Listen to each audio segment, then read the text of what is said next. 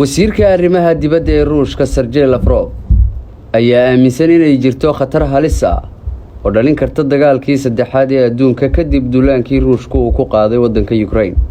Lavrov oo waraysi siiyay telefishinka Ruushka ayaa ku eedeeyay wadamada isbahaysiga militariga NATO inay sare u sii qaadeen dagaalka Ukraine iyagoo bixinaya hub iyo agab dagaal. Sida laga soo xigtay wasiirka, tallaabadan waxay sii hurinaysaa xaalad dawlad looga walacsan yahay. dhanka kale ayuu ku adkaysanayaa in wax walba la sameeyo si looga fogaado inuu dhaco dagaalkii saddexaad ee adduunka. Mr. Lavrov ayaa wax laga weydiiyay hadal ka soo yeeray madaxweynaha Mareykanka Joe Biden.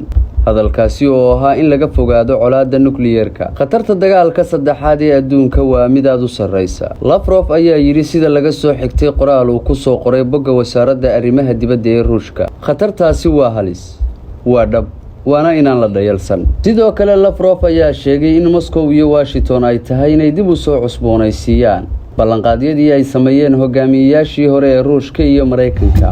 waa Mikhail Gorbachev iyo Ronald Reagan. ballanqaadkaasi oo ahaa inaysan jiri karin cid ku guuleysanaysa haddii uu dhaco dagaal la isku adeegsado hubka nukliyeerka.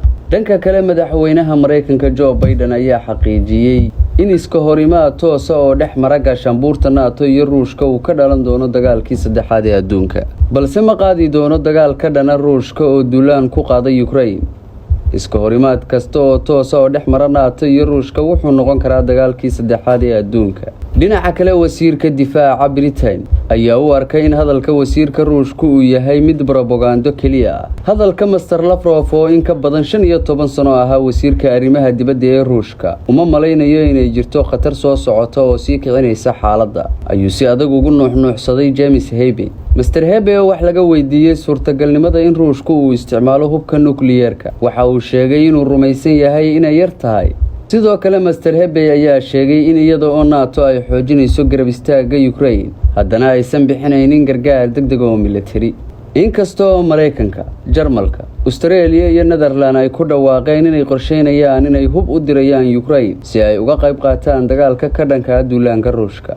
gaashaanbuurta NATO waxa ay bilowday inay ciidamo u dirto bariga Yurub si ay si degdeg ah uga jawaab bixiyaan halis kasta oo ku iman karta. ha yeeshee wasaaradda arrimaha dibadda ee Mareykanka ayaa ballan qaaday in ay Ukraine u dirayso hub qiimihiisu dhan yahay $350 milyan oo dollarka Mareykanka. hubkaasi oo ay ka mid yihiin gantaalada Javelin, gantaalada lidka diyaaradaha iyo jaakadaha aan xabadu karin.